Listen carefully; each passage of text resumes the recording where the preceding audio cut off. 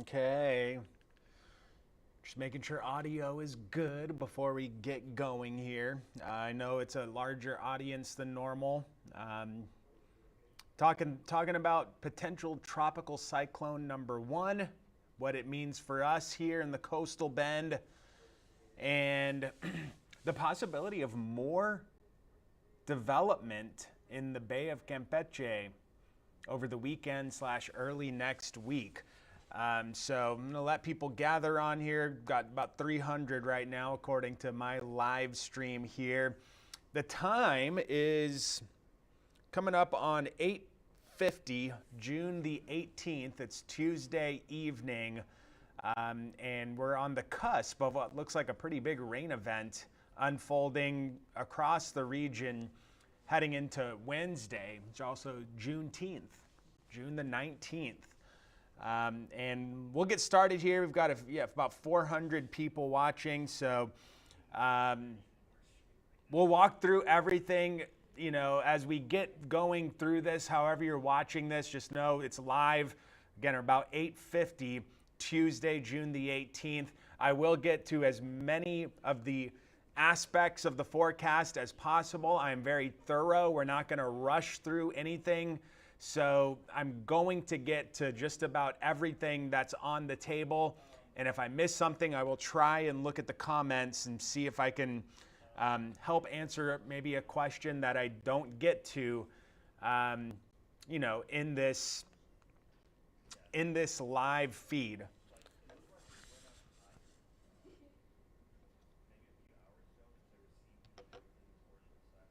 So I'm going to pull this up full screen just for a second. And we are going to get going here.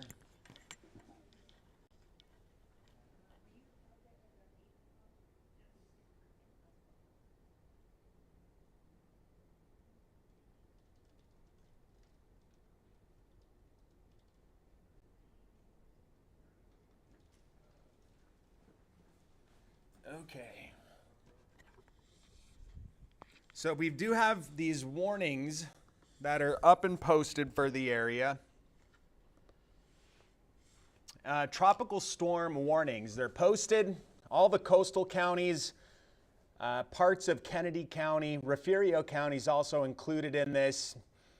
All of the area bays and adjacent nearshore waters are going to be under a tropical storm warning. And the reason for this isn't because the storm is coming here. It's that we do have a low chance to see tropical storm force conditions. So the wind speeds up to 39 miles per hour or greater. We'll get to the wind outlook here in a sec. Get some water. I went to go get some water. That's what I did. I ran over and got some.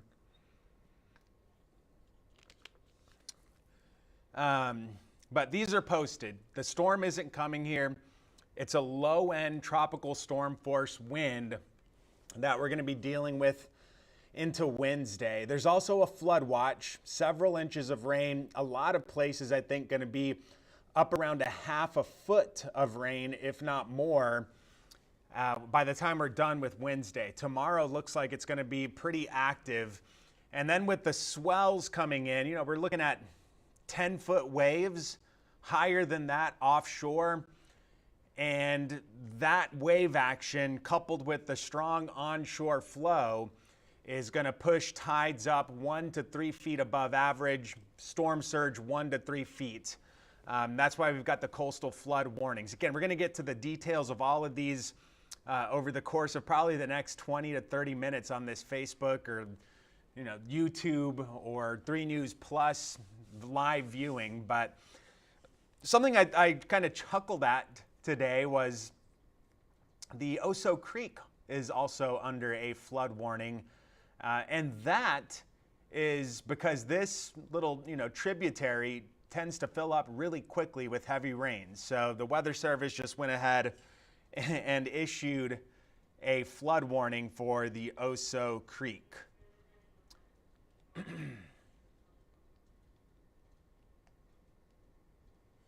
Current winds, it's breezy. I wouldn't say that this is overly aggressive on the wind speeds. We're looking 20 to 25 miles per hour near the coast.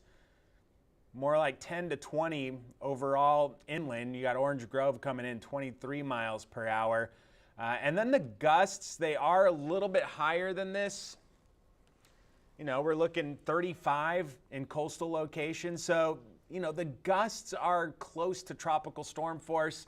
However, I do want to mention that tropical storm force conditions technically mean 39 mile per hour winds sustained. So you are sustaining a 39 mile per hour threshold or above, up to 73. When you hit 74, that's Cat 1 hurricane. Nowhere near that. But, you know, the tropical storm warnings, are we going to get there with the sustained values? It may be close in some extreme coastal areas. I don't think we get there, but I do think we have some periods of time where the gusts are in the 40 to 50 mile per hour range. That's kind of where that tropical storm warning is coming from. The radar, we've got some showers moving through Refugio and Aransas counties, a few more down south 77 toward Kennedy County. And you know, this is kind of what we thought today would be like. I remember doing this last night saying today was going to be more of a hot, humid feel, not a tropical rainy feel. And that's kind of how it played out. You know, we got into the 90s. Heat index was in the triple digits. It was hot. Yes, there were a few showers, but by and large, today, not a washout. That will not be the case tomorrow because lurking offshore, a lot of moisture, and that's going to be filling in. And you're not getting the whole picture here on the radar because radar, we're looking from land. So, you know, we got the site in Brownsville, we've got one in Corpus Christi, we've got one in Houston, more along the Louisiana coast, and we're only seeing out maybe 150, 200 miles, and then the radar's not going to be able to see what else is in the Gulf of Mexico. So this is just the initial surge of the bigger shield of rain that we're expecting to move through here, especially as we move into tomorrow morning. So all that rain's going to be working our way, and it's all around the top side of what still is potential tropical cyclone number 1. We've been getting a lot of questions about, well, what does that mean? Cyclone means counterclockwise winds. They're spinning counterclockwise. That's all cyclone means. You get mid-latitude traveling cyclones in the winter, low pressure systems that drop the cold fronts down. Those are cyclones. This is a tropical cyclone. So when we say potential tropical cyclone, we mean that the center of this thing, right, the eye, so to speak, is not completely closed up. So it's a ragged circulation, it's broad, it's not defined. And because of that, that's why it's not technically a tropical storm right now. Even though the winds are at tropical storm strength, 40 miles per hour, that's why it's still the PTC number 1. So until the Hurricane Center can find or locate that closed circulation, that's what this is going to be. And so the Western Gulf, see how broad that circulation is from top to bottom, north to south. You know, that's 800, 900 miles of circulation there. And that big band to the north and east of center of this thing, that's all coming our way. So as the whole thing moves west and into Mexico, all of that moisture will come with it and stay north of center of the storm. We'll get another update at 10. There's usually there's updates at 10 and 4 and 10 and 4. And then you got the intermediate updates 1 and 7, 1 and 7, AM, PM.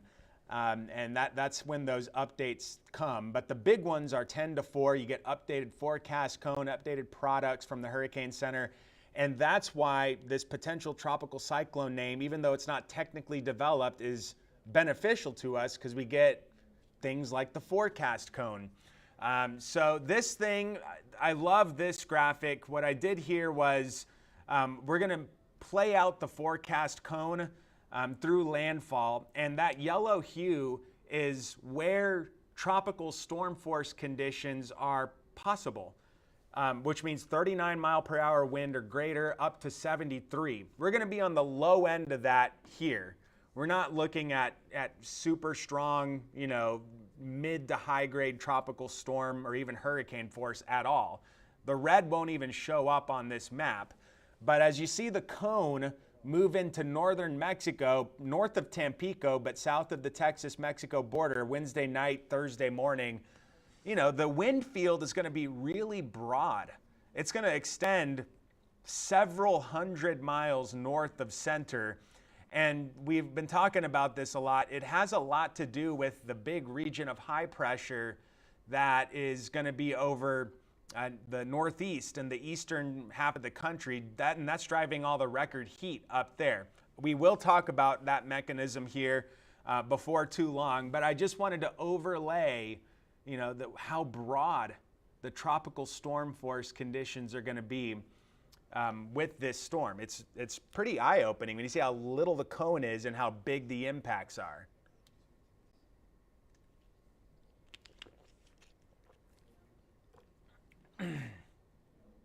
So this is our in-house modeling now. And I think it does a decent job of being pretty close to where the cone is and then showing how the rain's going to look. It's not going to start ramping up till pre-dawn Wednesday. So it'll be after midnight tonight that we really start to see the heavier stuff begin to move in. As the whole thing moves west toward Mexico, all of that moisture comes into the Texas Gulf Coast. By sunrise Wednesday, we should be looking at pretty heavy rain throughout much of the coastal counties of the area, if not spreading farther inland already. And morning commute going to be messy.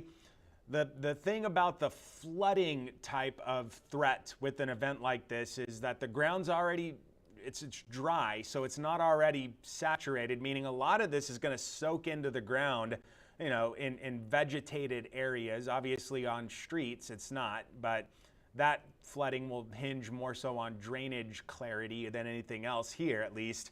But it's going to take time for there to be areas of flooded, roads or things like that to start to show up places. So as the morning goes on and rain continues to pile in, that flood threat will increase. I think the majority of tomorrow is rainy. Not every second of every hour. There will be gaps. I think the biggest coverage will be in the morning and then more gaps in the afternoon.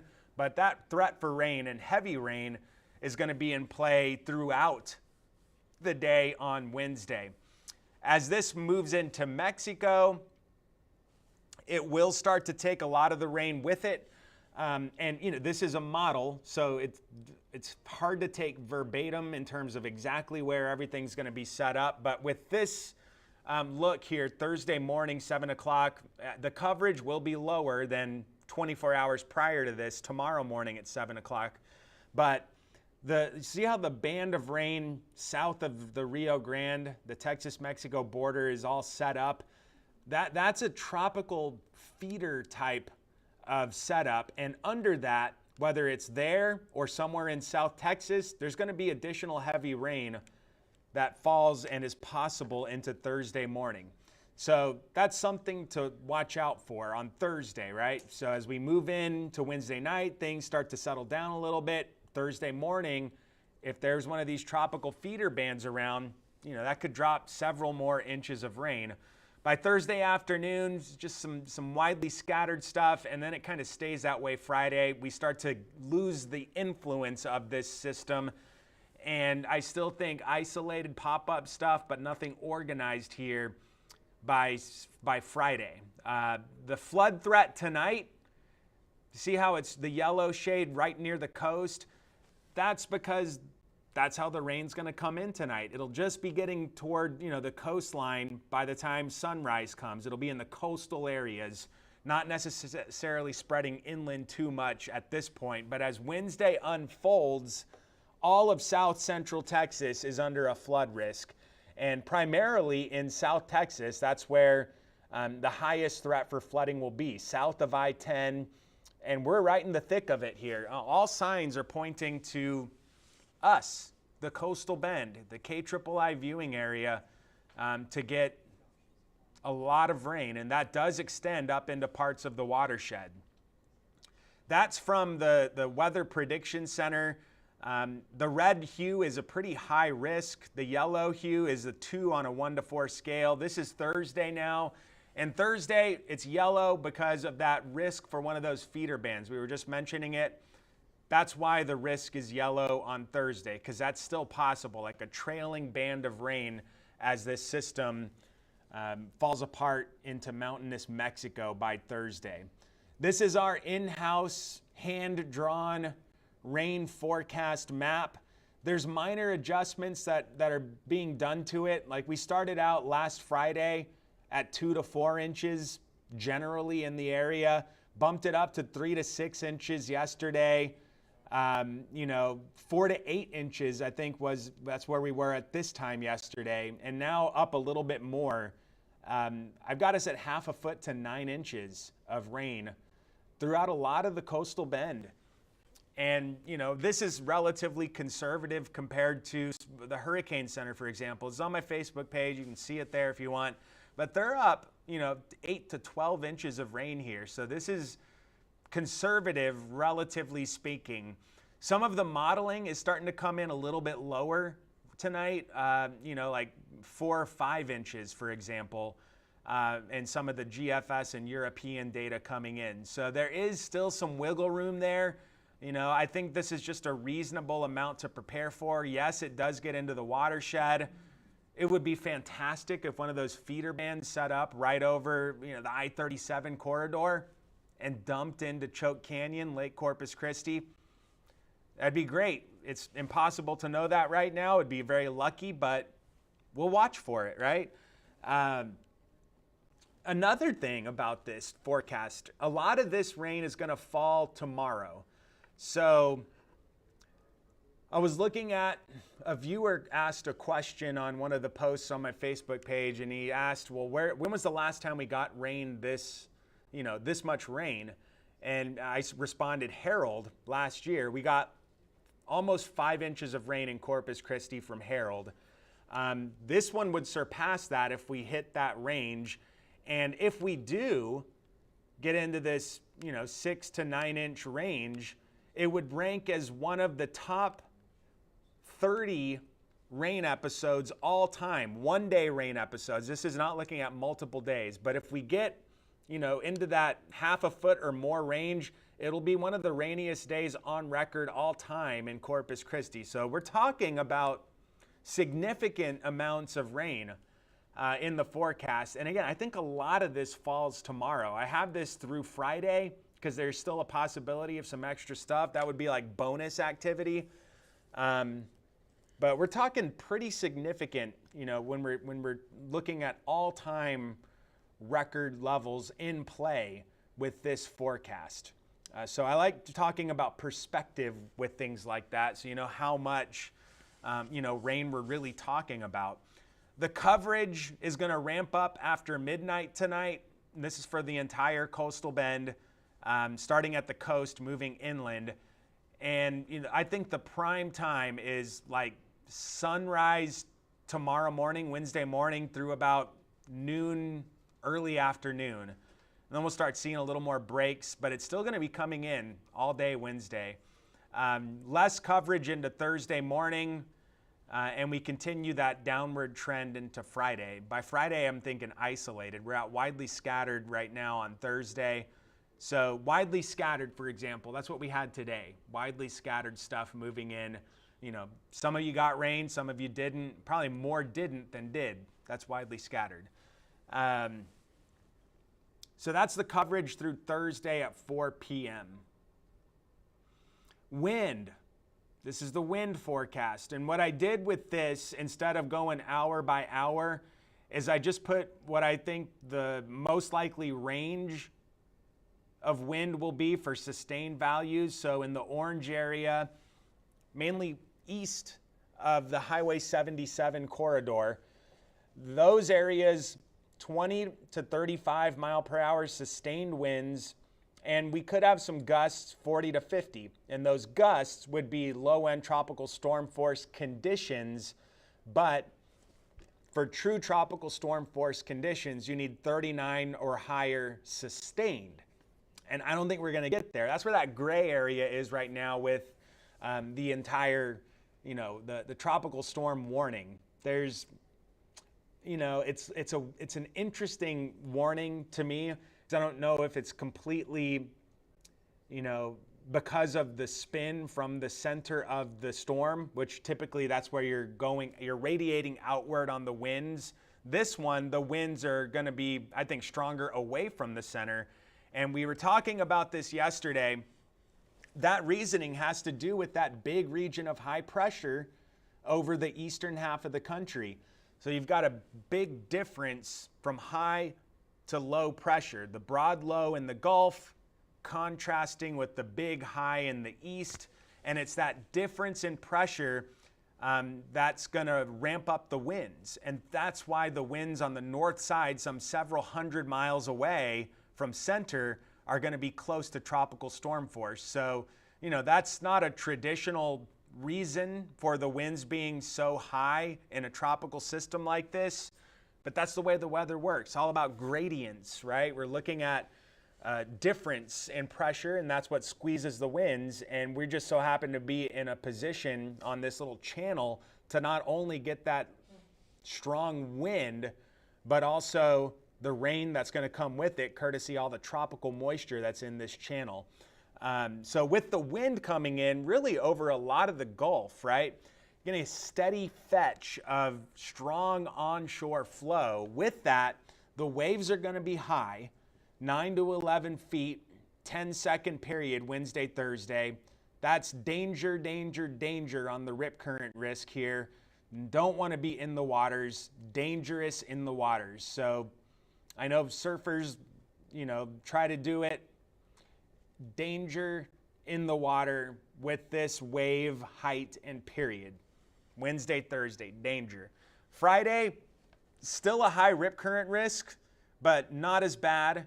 And then we kind of become a little more docile into Saturday, Sunday. Still above average on the surf conditions, but now you're starting to get into a lower to moderate rip current risk heading into the weekend, and there probably won't be as much coastal flooding, which there already is on the beaches. North Beach, Leslie Adamy posted a video. There's inundation on North Beach right now, 2 to 3 feet above normal on the tides. That's going to flood the beaches. It'll flood lower lying areas, North Beach. Some roads, 361 may have water over it. That's the road that connects Port Aransas to the island. And then you add the rain on top of that. It's kind of an X factor to the flood-prone areas. And, it's just, that's what we've got. It's there. It's on the table, 1 to 3 feet of elevated tides above normal. You can call it surge if you want. Also, that's the storm surge forecast from the National Hurricane Center. And, 1 to 3 feet is low. It's not nothing, as we've seen. There's flooding on the beaches. Again, perspective, the Hannah event in 2020 was significant. Flooding over the seawall, or the barge dock, not the seawall, the barge dock downtown, with waves lapping up over that into the Art Museum of South Texas. You had Bob Hall Pier taken out, right? That was, with Hannah, the surge was close to 7 feet at Bob Hall Pier, with like 14-foot waves at that location with Hannah. And at the Texas State Aquarium, which is right across from where we saw the waves crashing over the barge dock into the Art Museum of South Texas, the surge there was 3.78 feet at that location, which we're not going to be there this time, even at the max. So the surge is going to be, what I'm trying to say is the surge is higher at the Gulf-facing beaches than it would be at the back of the Corpus Christi Bay. And when we compare that, this is about, this will be 40% of what Hannah was with respect to the numbers here. Could have a 1-foot surge back of the Corpus Christi Bay toward downtown Corpus Christi, Portland area, and then closer to 3 feet at, area beaches. So that's what we're looking at with surge and the above average tides. One more layer now to get into is, this is the tropical overview. I took off PTC number 1, potential tropical cyclone number 1. There's a tropical wave may move into the southeast U.S. coast. No concern for us here. But the same exact area that is giving birth to what could be the first tropical storm of the season is being highlighted for another chance for development over the weekend and early next week. There's not going to be a ton of detail on this forecast right now. It's relatively new. The development, we're still talking 5+ days out. But the Bay of Campeche right now is within a much larger, synoptic, what I would call, feature, where you're looking at more of a broad scale. Maybe this might be a little bit below synoptic. We might be looking, regional. Synoptic is like broad meteorology, looking at the continental U.S., for example. But this feature is part of a much bigger gyre, a big counterclockwise flow over Central America. It's called the Central American Gyre, and this can birth tropical spin-ups in the Caribbean, the Gulf, the Pacific. It can do it in any of those areas. And with that ongoing, it's active. So we will be watching that. I was looking at data today. It's on my page. You can look at it. It looks similar to this in terms of it trying to spin up in the Bay of Campeche and then moving into Mexico, south of Texas. It's going to be real hard to get a handle on impacts because the atmosphere is still, we have to get through this rain episode first and then regroup. By Thursday, we're probably going to have a better handle on what this secondary system may or may not do moving forward. So let's get through Wednesday first, stay in the low 80s, could have half a foot of rain tomorrow. Thursday, the tropical feeder band threat, first day of summer, hanging out in the upper 80s. And we stay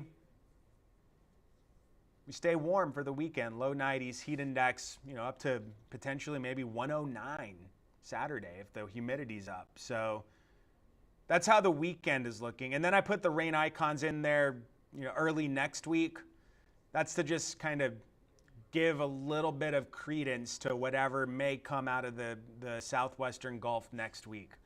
So that's what I've got tonight. It's 9:16 now. That was a 25-minute discussion, almost 30 minutes.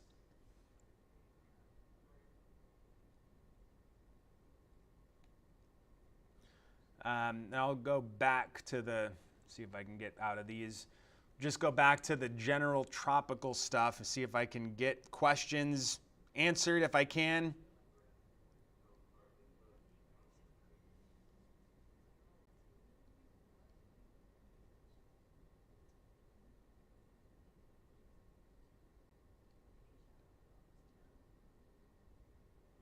Someone's asking, the other meteorologist stated that he saw another circulation forming north of this circulation.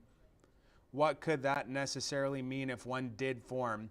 It's a good question. I don't know who you're talking about, but I'm the only male on our staff here, meteorologist. But as we're looking at this, I'm seeing broad spin, and in the modeling, there's little spin ups that try to fire up around this broad flow. I don't think that our impacts change with anything I think no matter what happens with this feature, it goes into Mexico and we stay pretty, the same. It would be if something changed outside of this cone, this close, we're about 24 hours out from, an eventual landfall. if something went outside of this, it would be a pretty huge miss from the Hurricane Center for sure. I trust the Hurricane Center fully. They are amazing forecasters. I've seen it time and time again. So I mean, you know, I think that broad low is the best bet for the center of wherever this thing's going to go. That's a good question, Robert.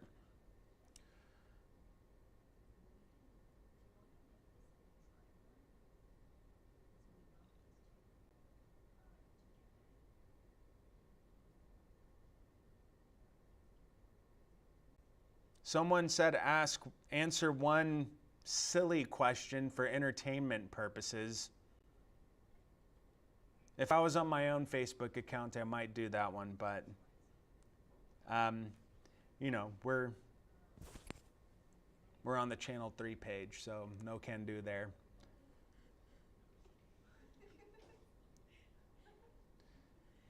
Rudy, Leslie, do y'all want to say anything? Anything happening in news? Rudy, anything big happening? Are there any like cancellations or anything anyone needs to know about? Do you want to come in, Leslie? Leslie's saying there's some school closures, so I'm not going to be up to date on all of that. They weren't expecting I was going to do this, but we'll see what she says. Rudy and Leslie are great. They're working here. They're always working overtime. Rudy's here night and day, man. Rudy is here. He's a man of the people, Rudy Trevino. Let me put the main camera on. So, Leslie Adamy. Yeah. Hey, yeah. So right now there's a lot of school. Oh, if you Rudy's... ever hear that during the newscast, which sometimes it does happen, it's Rudy's phone. So now you know what that is. He's a big Duck Hunt fan. Mario Duck Hunt. That's Rudy. Yeah. But anyway, yes, lots of school closures. This is basically for anyone that's involved in summer school right now. And I know that there's also some STAR retest taking. A lot of the schools that are impacted and are going to be having those closures, those are now being moved to next week. But my biggest advice would be check your school district's website, check your school district's Facebook page if you are not sure. But we're going to be showing a lot of those tonight as well. Family attractions like the area museums also going to be closing their doors for tomorrow. I think just getting the word out to everyone to go ahead, hunker down.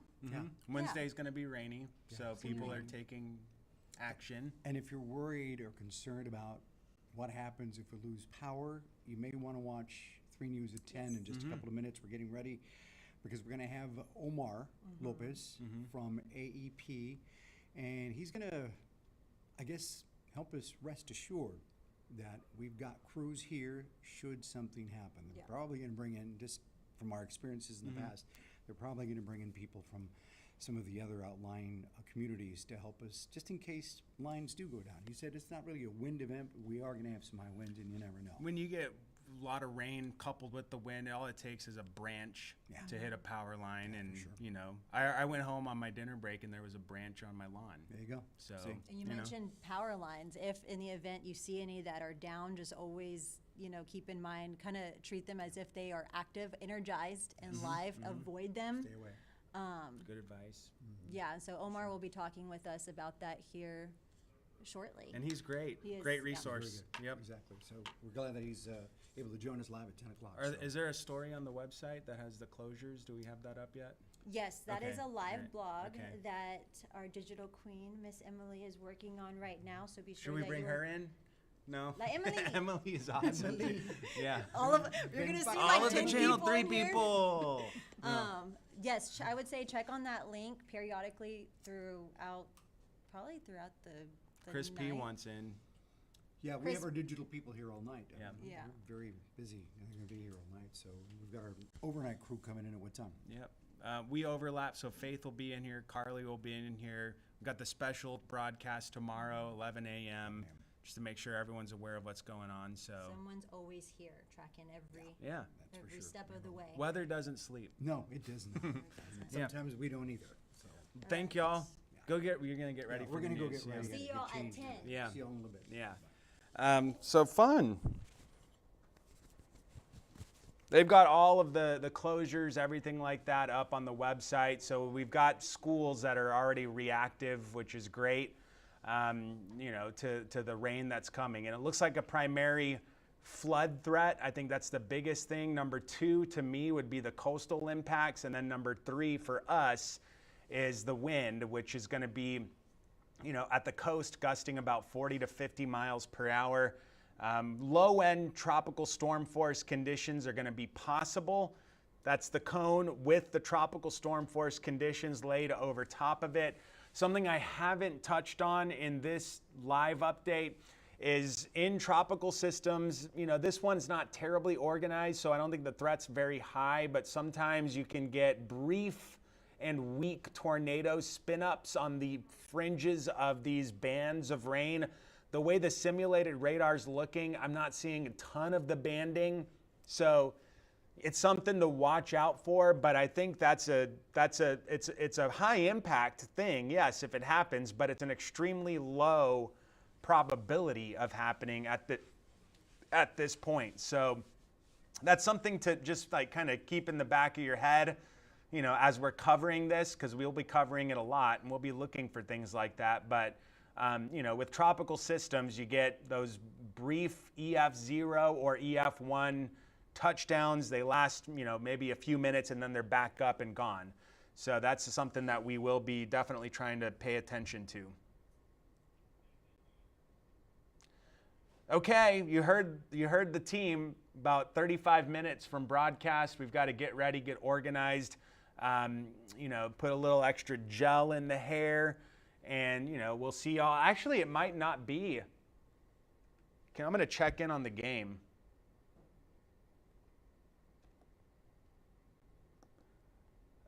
So we've got, okay, Edmonton's up 4-3. If Edmonton wins, the series goes on.